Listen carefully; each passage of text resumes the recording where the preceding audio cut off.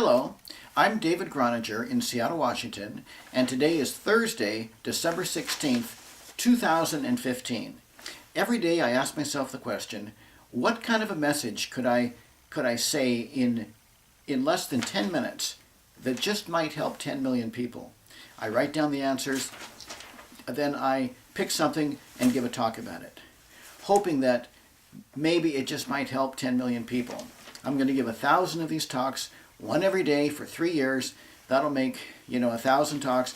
I believe that at least one or more of these talks, somebody might see something very powerful or very, door opening and say, you know what, this is the one that I'm going to start sending out to my friends, and then they'll send them out to their friends, and what do you know, within a few months, maybe 10 million people.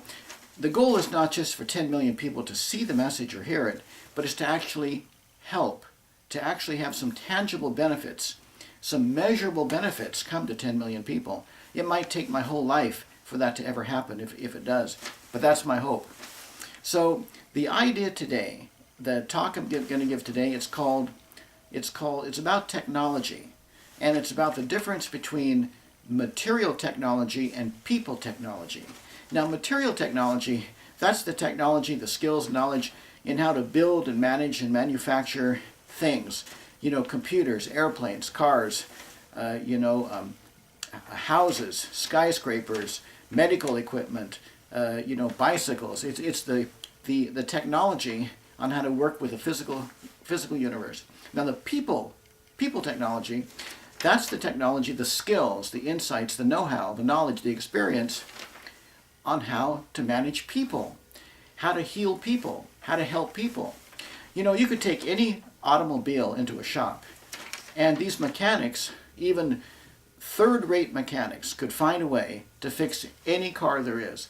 Even if they had to replace every single part of the car, except just one small little screw or nut, they could get the car going.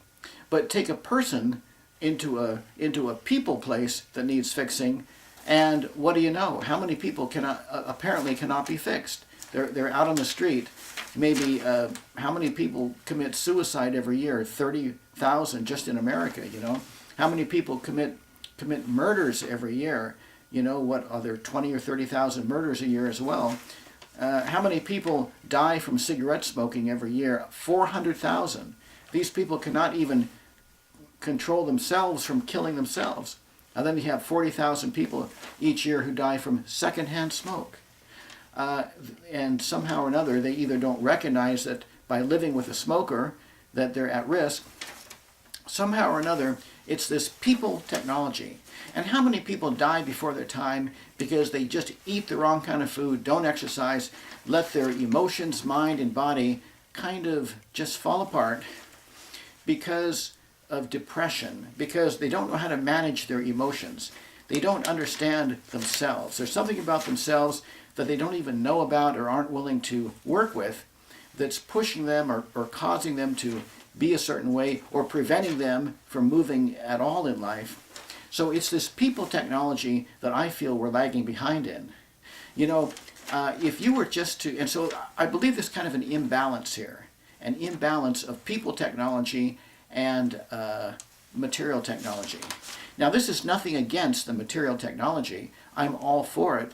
I'm very, very enthusiastic and inspired at these new electric cars, for example, and all the fast computer equipment and the new cell phones and all these things. I am fascinated by all this, and I want it to continue to go and grow at a crazy rate because it excites me.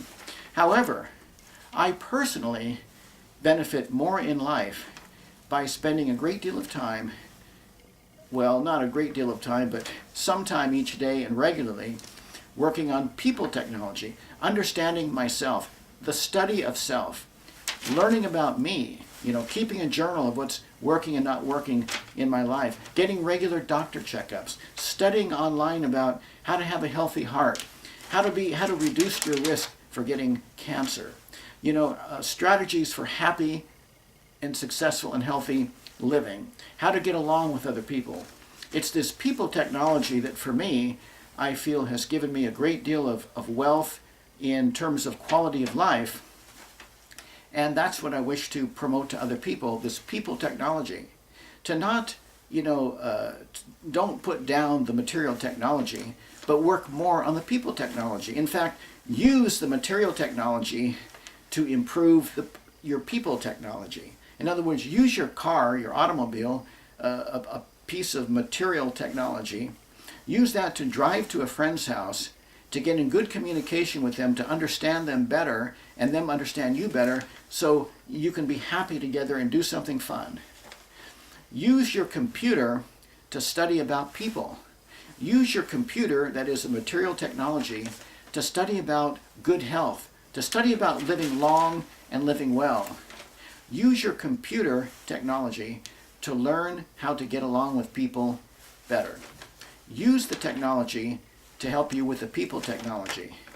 So when I think about, the average person and all the technology they have and the amount of time they spend with the technology and the kind of work and jobs, the percentage of work that deals with, the material world and the technology in managing and building these material things, compared with the number of jobs or the percentage of people who work in the people technology, again, there's a very large imbalance, it seems. Very few people working in the people technology and so many people working in the material technology. And yet, so much of happiness or unhappiness, from my perspective, has to do with the lack of skills in the people area. That's what I observe causes more unhappiness than not having enough material things or not having the material technology. It's not having the people technology. So realize that we live in a culture, in every country it's this way, I believe, that whereby the material technology seems to be always progressing, and this is all through history for the last hundreds and thousands of years. My goodness, that's my 8-minute mark. That's to teach me not to go more than 10 minutes. So through hundreds and thousands of years, the material technology has gone faster than the people technology. Even the ancient Egyptians, they enslave all these people to build the pyramids and whatever. So here you have, some physical technology of soldiers and pharaohs and spears, trying to control the people to force them to build these great pyramids. And all through history, the Greeks, the Romans, whatever, they must have had a lot of slaves to do their work. And all of the kinds of the wars and empires and conquests and failures of all these empires. Now all the empires have eventually imploded into themselves. All of these things are a manifestation of the material technology going at a faster rate than the people technology. So we can all learn from history and all benefit from this. So my suggestion, or my 10-minute message, which is just about over for the day, is just this. Realize that if you don't keep a good tab on things, if you're not really managing life very well, it's very possible that your involvement in the material technology is going to be way out of balance in relation to your management of your people technology. And remember, you are a people. When you understand people technology better, you can work with yourself, you can live with yourself better, you can have a happier relationship with yourself, and you'll have a higher quality experience in your relationships with other people. So that's the talk for the day.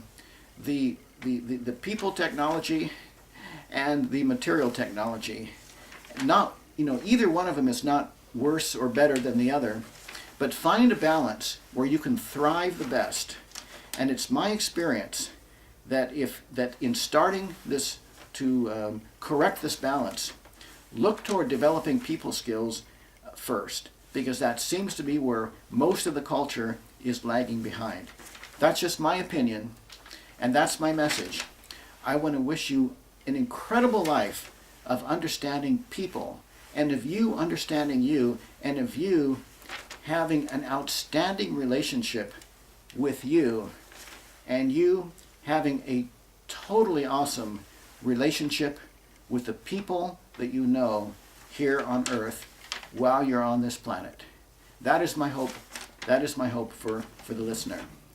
So this is David Groninger in Seattle, Washington, who just came back from a bike ride on a very cold winter December night, saying thank you.